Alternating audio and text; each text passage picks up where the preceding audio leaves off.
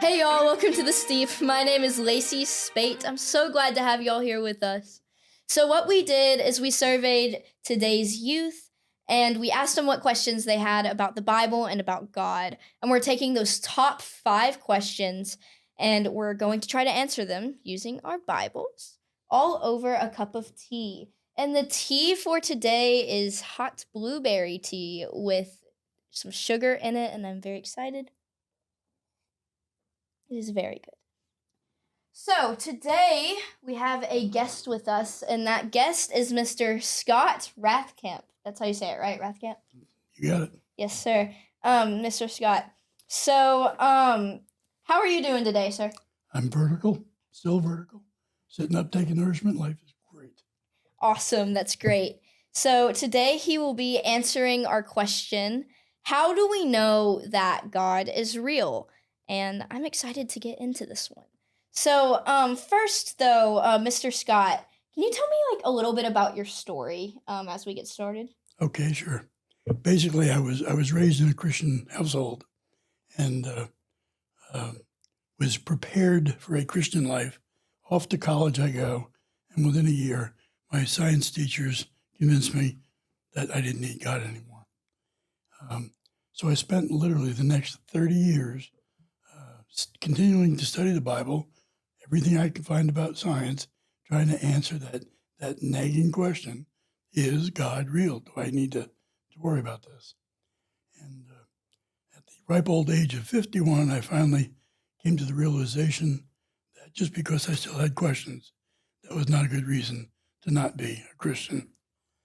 So I was baptized, and almost immediately after baptism, I started writing courses on Christian apologetics, and I've been teaching them for about a little over 2 decades now, and I enjoy it. I really enjoy most of all is hearing from people who've been through my classes, and they say, hey, I was able to use this or use that, and it's wonderful.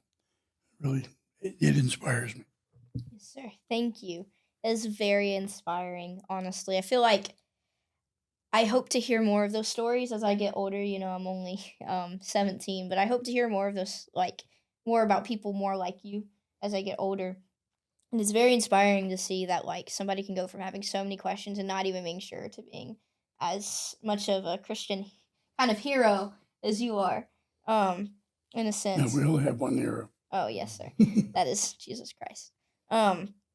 So I guess our first main question today are like, what is some proof of God's existence outside of the Bible, maybe in science or like in history?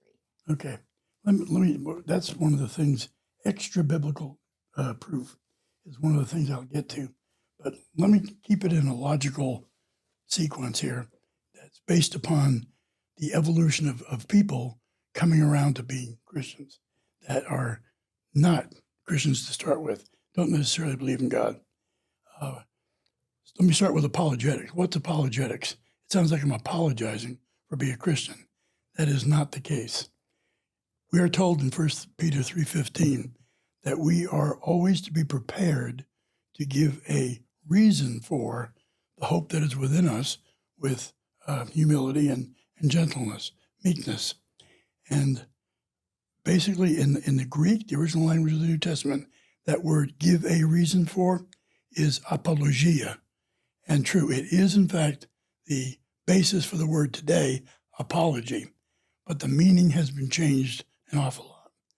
When apologia was first used back in the Bible times, it strictly meant to give a reason for, using evidence and facts, then analyzed with logic and reason, and then saying, here it is, and saying it in a way that didn't turn people off. Nowadays, the apologia is taken on a overview of, well, maybe I'm apologizing because I'm wrong. Not the case. So that's apologetics. Christian apologetics is 1 Peter 3:15, giving a reason. So how do we give reasons? When people come to me at many, many levels of non-Christian all the way to Christian, I get people that are literally preachers and deacons and elders that still have questions about the Bible. and I like answering those also. But to go the whole route, how do I know that there is such a thing as God? And basically the way we handle this one is we look at creation. The universe was created. Both the Bible and science agrees that there was a time when the universe didn't exist, and now it does exist. Genesis 1:1, I mean, it's right out there. God created the heavens and the earth. In the beginning, God created the heavens and the earth. That tells us, from right out of Genesis, that three things were created. Obviously, most people pick up on heaven and earth. But if you look at the original Hebrew, the word for creation there and the word for beginning there is the very first beginning, the beginning of beginnings, nothing prior to beginnings. So what God really did, according to the Bible, was that he created time, space, and material. And material nowadays we know is actually matter and energy. It's a continuum, but I'll just call it time, space, material. And he created it from nothing whatsoever, right? That, for many years, bothered the scientists because they have all of this history of things they need to explain.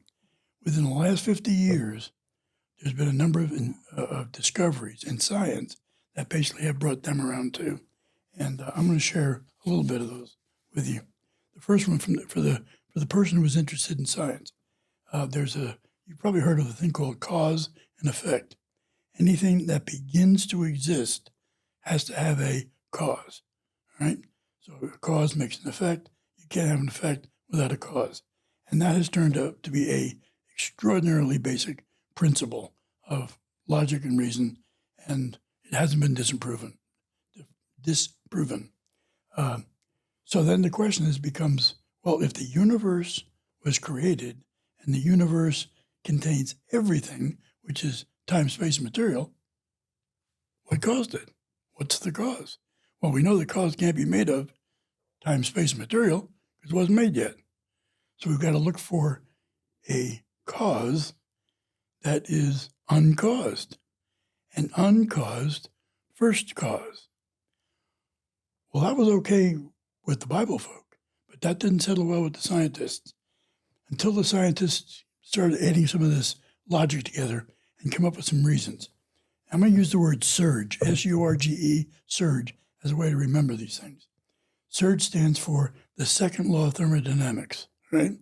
The second law of thermodynamics, so we're all wearing down. It's running down. Well, if it all runs down, it had to be wound up somewhere. So the second law basically says we have a beginning. The U stands for the universe expanding. So the universe is expanding bigger and bigger. Well, if it's expanding, it had to be smaller. It had to start at nothing because we know that nothing is coming out of no time, space, material. All right?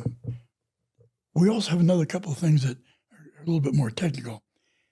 If you turn on the old-fashioned black and white televisions and there was no station, you get static all over the screen. That static is actually background radiation, and it is left over from the creation, left over from the initial Big Bang. Whoa, am I a Bible person saying Big Bang? Yeah, I use Big Bang too, but I know who banged it. So the radiation from the initial creation was extraordinarily hot, and we know that hot things cool down. A pot that would burn my hands, eventually I can pick up.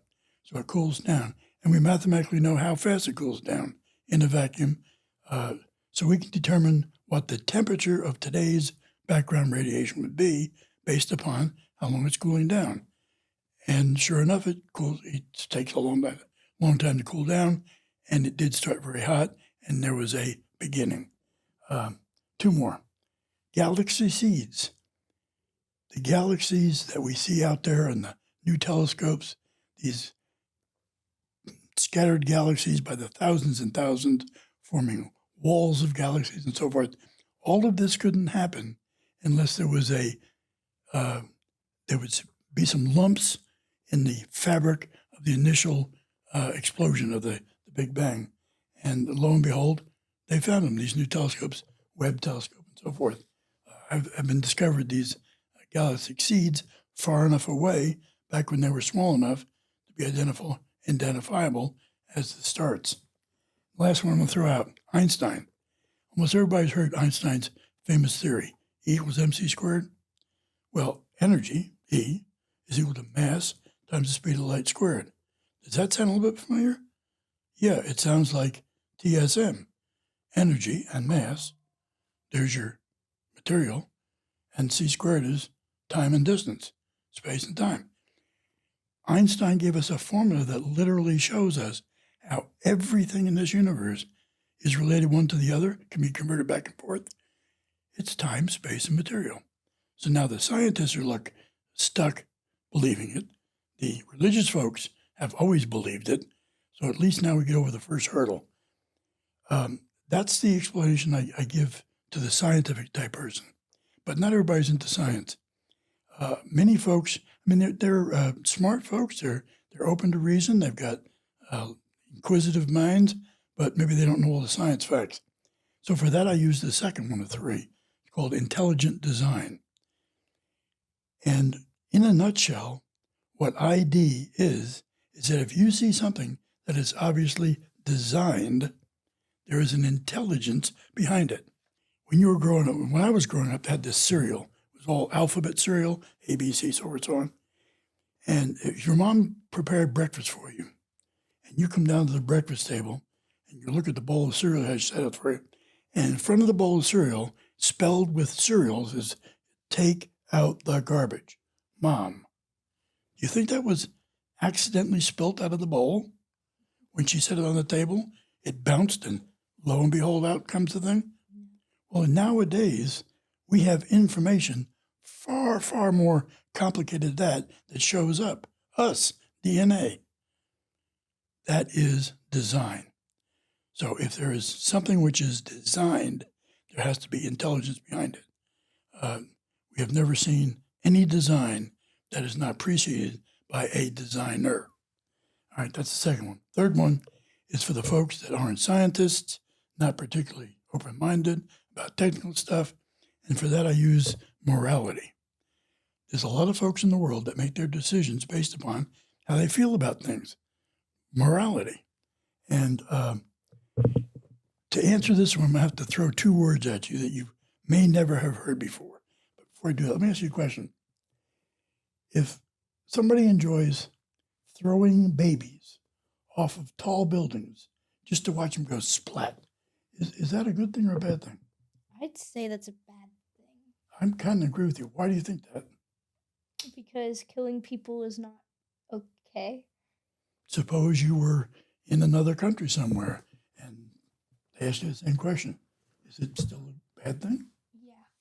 In fact, if you were in the middle of American Samoa or the Amazon rainforest, and you could talk to someone who's never even met anyone from civilization and asked them throwing babies out of tall trees to watch them go splat, do you think they would say, no, we don't do that?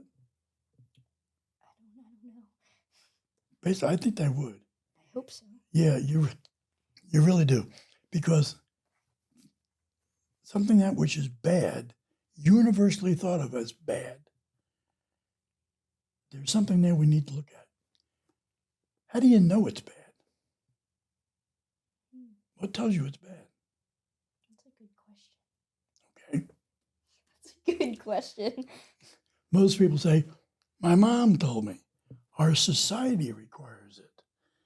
For man's survival here on earth, as a society, we've learned to say, you do this, but you don't throw babies off of buildings.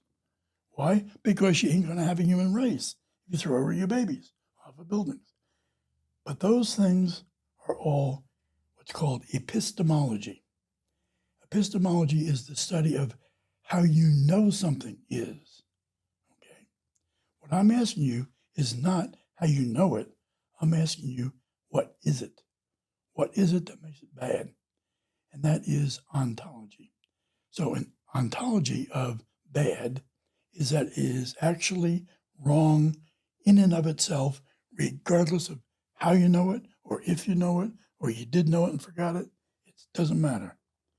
If I asked you to, if I took a piece of paper and drew a line like this, And ask you, is that a crooked line? Say yeah, Why do you know that? because I'm looking at it and I can see that it's not straight. Why do you know it's crooked? Because it's like this. Why do you know it's crooked? Because I see it's crooked. Okay, see, you're hung up on the epistemology. What ontologically? Why is that line crooked? Because you know what a straight line looks like.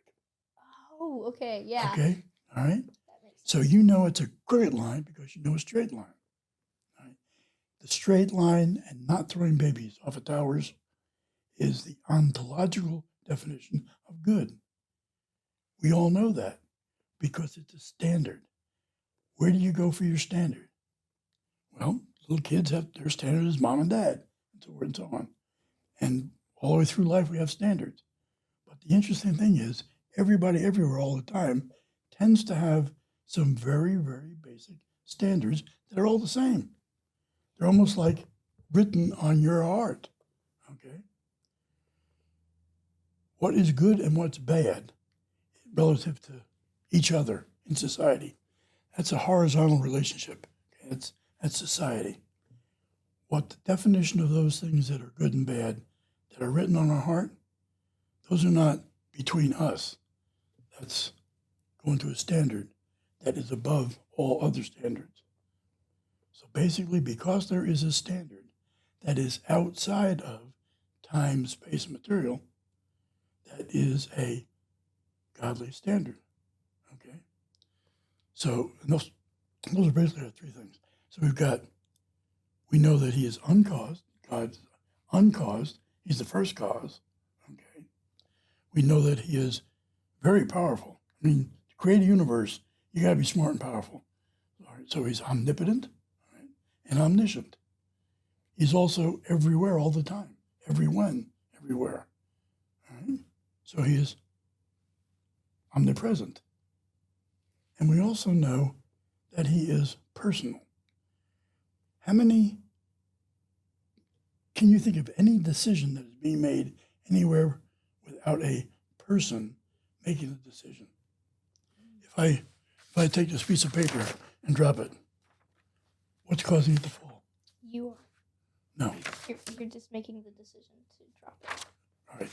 The answer is gravity. Gravity. What's making it fall? Gravity. All right. Sorry, guys, I'm a little slow today. All right. So if I drop this paper 1,000 times, is gravity going to say, that's enough, I've had it? You drop it one more time, it's going up. Is it going to happen? I No, don't it's think not. so. Because gravity is a force that has nothing to do with personal decisions. All right? All the laws of physics, all the laws of chemistry, all the laws of logic and reasoning are laws that can't change. They don't change. The Bible tells us that. God can't change. But his standard up here has the ability to make changes. I can decide to create a universe and go from nothing to everything. I can create people. I can kill them and raise them again. All right? So God is the standard that we're shooting for. And he is unchanging. So now we've got an uncaused, first cause, omniscient, omnipresent, present, scientific, science, and personal. Now, if you're a scientist and want to stop there, go ahead. But I just call him God. All right?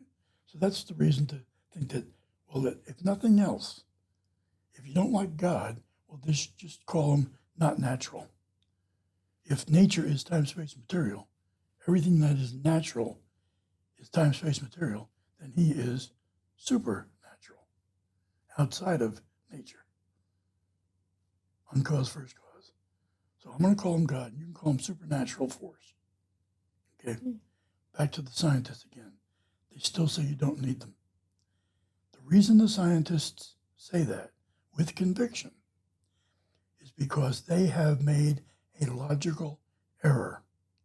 When you make a decision, you go through the process of getting your information, ready to make a decision, and then you build what's called a solution set.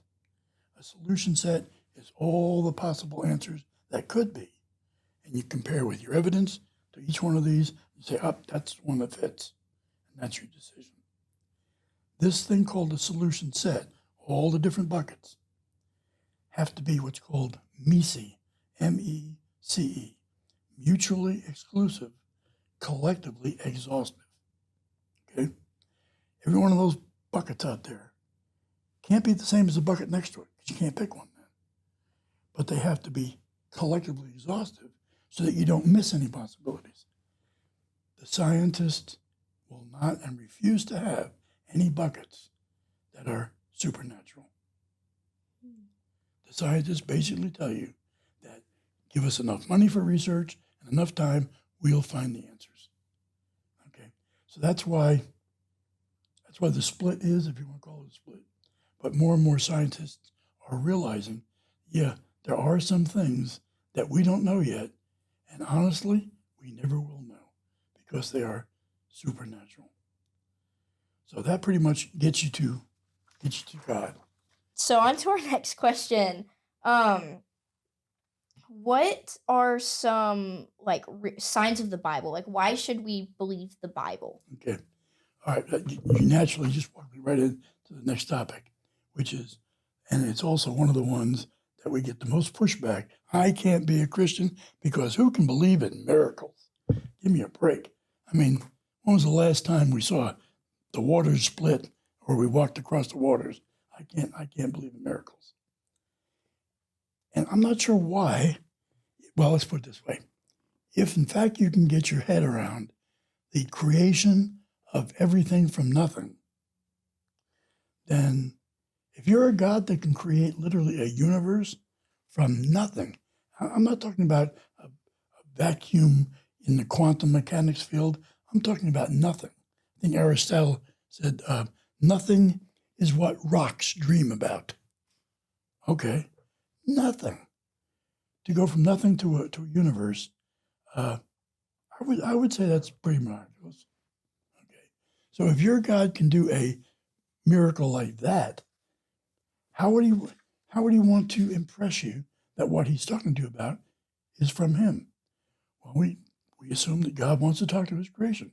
Here we are, and he's figured out a way to do it through the spoken word and then later on the written word as inspired through men.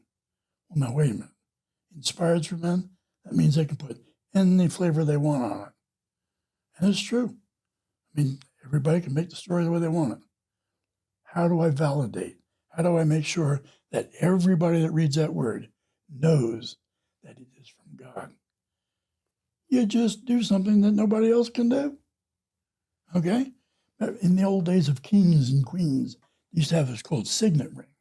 You pour a little wax on the paper and you do that number, and the messenger at the other end, the guy says, yep, that's from George, I know that. Crack and read the message. That was validating the message with the signet ring. God uses miracles as a signet ring. If you want to get somebody's attention, raise them to the dead. I mean, that's like a miracle. I mean, who else? We can't have a whole lot of that commonly happening. We'll have people die and then being resurrected 3 weeks later. Oh, man.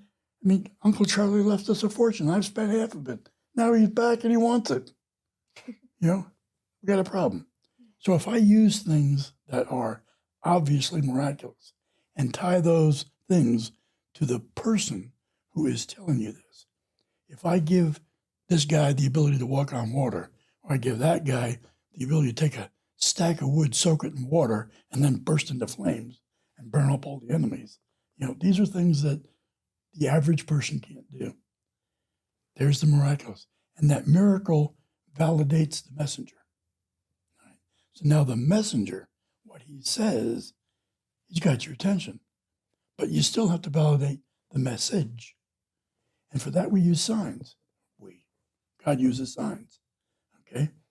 Signs like a blind man seeing, a mute man talking, a lame man walking, okay? Healing diseases and so forth and so on. So these are signs. So the miracles validate the messenger. The signs validate the message.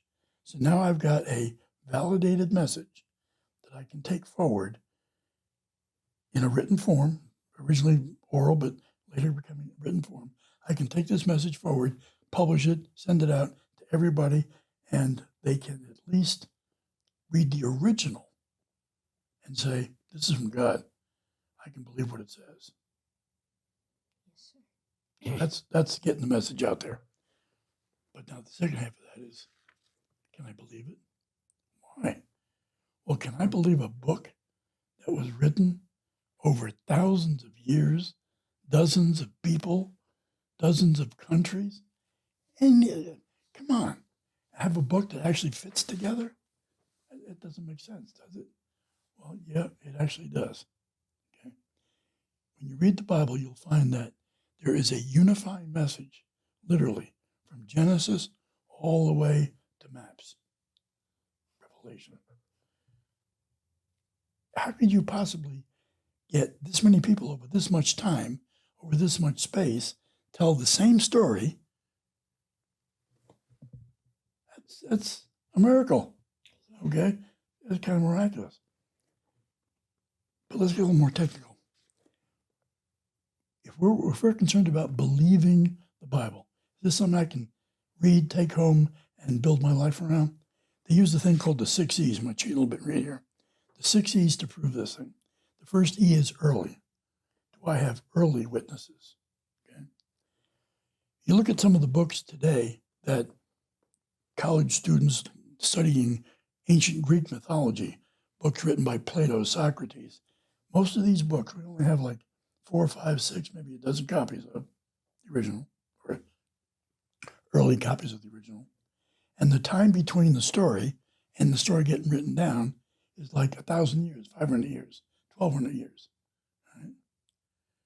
If in order for it to be closer to what I can believe, I need to get it down to the point where there's a lot of books written, I'll explain why in a minute, that are close to the event.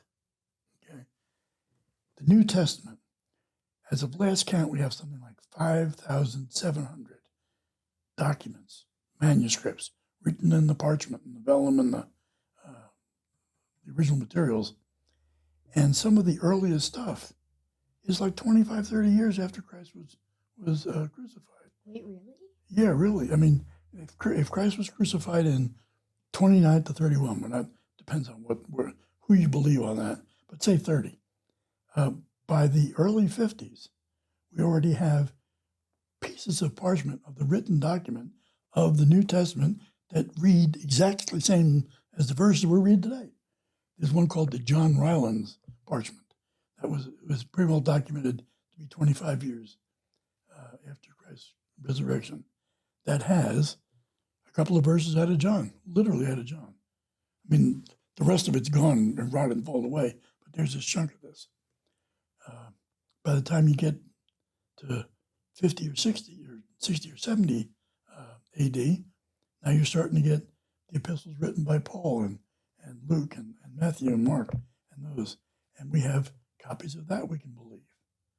All the way up through and these are all on kind of scrolls and parchment. By the time we hit the 200s and 300s, we get what's called codexes. This is where we're putting them together in what looks like a book. And there's 3 codexes that are written in the first couple hundreds. The Codex Sinaiticus, Vaticanus, and one more, Alexandricus. These are essentially copies of the Bible written on parchment. So what's important about having copies? If you had a choice between having the original that's 2,000 years old, the original document, or 5,700 copies of it, which one would you pick? Trick question. Yeah, that's a trick question. The second one? Yeah, I wouldn't pick original, because if I'm going to keep an original in someone's hand for 2,000 years, that's more than one generation. Somebody in that long list of generations is going to disagree with something in that manuscript and go to scraping and rewriting. I can't trust that thing. I can't trust my own memory a week later. Okay? So what about copies? Well, as it turns out, if I take that original and make 50 copies, and maybe this copy over here has Jesus WPT, but This one has Jesus EPT. This one has Jesus WPT. This one has WEP. Can I figure out what that really was? Yeah, Jesus wept, okay? But if I take that one copy that has missing a W and then make 1,000 copies of it, that's considered by what the antagonists say is a variation. And what they'll usually throw at you is the number 150,000 mistakes in the Bible. How can I believe the Bible with 150,000 mistakes? Well, what it boils down to is maybe 2,000 copies of this one that had missed the letter W, that I can look at 3 others and fill it in, okay? And I probably have a couple hundred copies made from other ones that says WEPT, wept, Jesus wept. Okay? That's not the Greek, by the way, but so right away, by having multiple copies that I can search for in different places that have been controlled by different people under different cultures and different times, and still come back with something I can interpret and only have 150,000 errors, of which it's probably more like 1,000. So I can come back with a very, very believable copy of those originals. Okay? And we know that the originals were trustworthy because of the 6 E's. I have copies that I can believe. In a nutshell, I've got a New Testament today that I can very much believe, except for maybe translations. For all intents and purposes, you have a Bible inspired by God, validated by miracles, that was done early enough to have eyewitnesses. Eyewitnesses are powerful. The way they used to communicate in the early days, all by verbal, in the first 30, 40, 50 years of Christianity, was a verbal communication. Maybe one person in 100 could read or write. So they go from place to place and telling these stories. And people like to say, well, it's like that telephone game. You know, you tell one guy over here and it goes around the circle. Over here comes out something totally different. They didn't do that. If Jesus sat down and spoke to a dozen people and explained some things and went on to the next city, people from that group went off to this group and this group telling the stories. They could be 2 or 3 groups out, but guess what? Several of the people who were at the first group are still visiting with this third group. And if you tell a lie, they go, hey, didn't go like that. No, that's not what happened. So if you want to compare it to a telephone game, like this circle of whisperings, what it means is every other person would have to re-explain what they heard. And maybe every 10th person would have to stand up and give a lecture to the class about what they heard, word for word. Chances are by the time we got to the end, we got it. Okay. So we can believe the original language versions of the New Testament in the Koine Greek. So is that to say necessarily that we can't believe the translations, or? The translations are good for the purpose in which they're intended to be. The translations are there for a reason. They go from everything from trying to do exactly word for word what the original Greek said, and it reads terrible. Okay. Well, if I take what you would say in English to say that, but still make sure that every word has translated the right word, put them in any order you want, but keep the words the same. All right. This is a literal translation. If you're going to do a study of the Bible and you don't know Greek, and you don't know Hebrew, you get one of these Bibles. The NASB, New American Standard Bible, the ESV, and the New King James Version. New King James Version, unfortunately, doesn't use a good Greek starting point, but they're honest to it.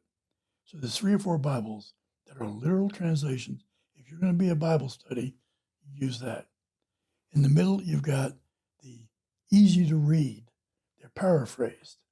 So I read in Greek what it says, and then I say, how would I say that in English?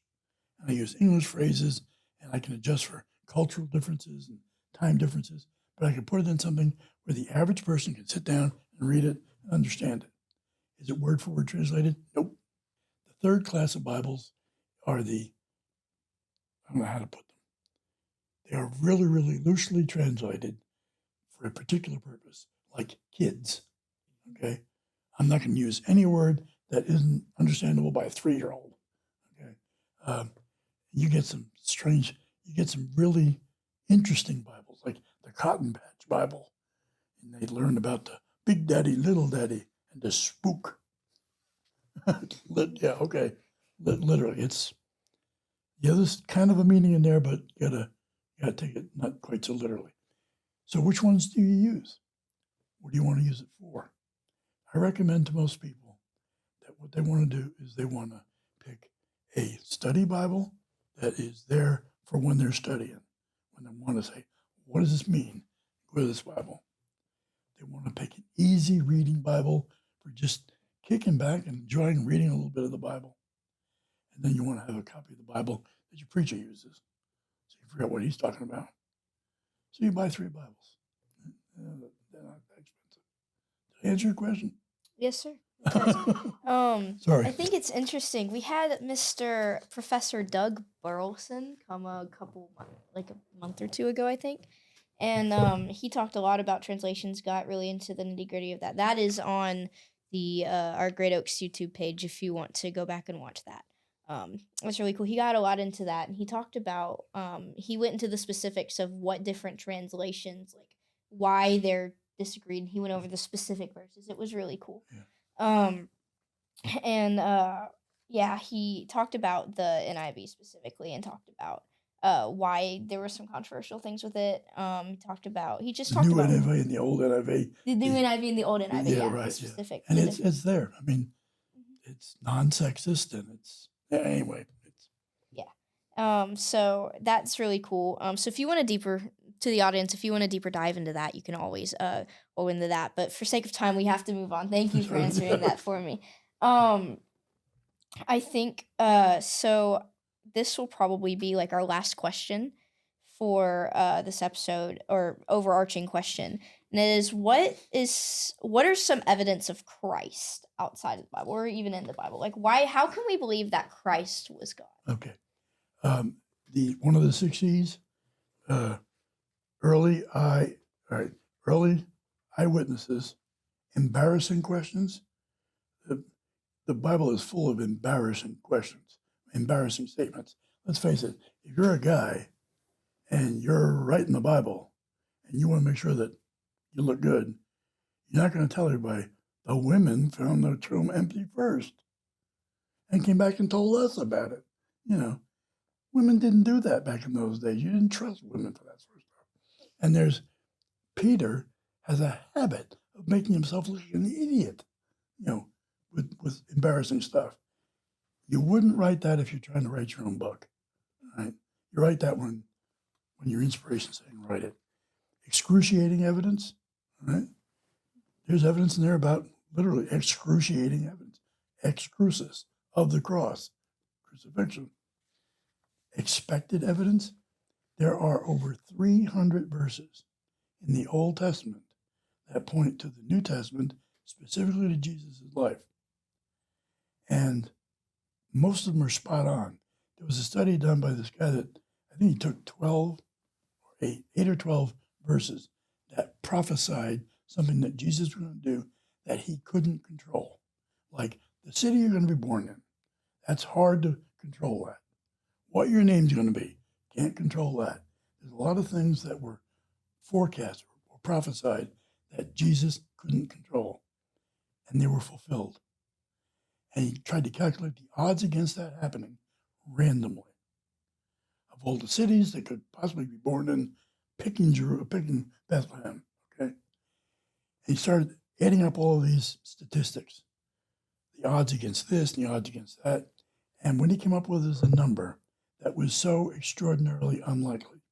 He compared to taking the state of Texas, the entire state of Texas, burying it 1 foot deep in silver dollars, flying over the state anywhere, blindfolded, parachuting out, sticking your hand down and pulling out the one gold one. Not likely. I'm not going to bet lunch on that one. Okay. So is it expected. Yeah. If nothing else, based on these 8 or 10, is certainly expected. And then the last one is extra biblical, which is what you just asked. So extra biblical, there's a list of about 12 items that are almost indisputable references to Jesus and Christianity outside of the Bible, extra biblical. Most people have heard of like Josephus. Josephus has got a couple of things about James and so forth and so on, but there's maybe about a dozen others. There's a Pliny the Elder and Pliny the Younger, write letters back and forth about how do we deal with these folks that are worshiping Christ, and he went and died and they got raised again, and he's ruining my afternoon, and so they're trying to decide all this stuff, along with events, things like the sky darkening and solar eclipses. They didn't know a solar eclipse, but they knew that when the sky darkened, we're in deep doo-doo. Something's right here. If nothing else, we can definitely know that Christ was a real person historically. I mean, it's even in Bethlehem when Mary and Joseph went to Bethlehem. They had to go to Bethlehem because they had to do a census. That was a thing, right? So we could probably even look in that census or in historical records and see that Jesus was born then, too. I think that's also interesting, too. That even if nothing else, we know that he was born and raised then.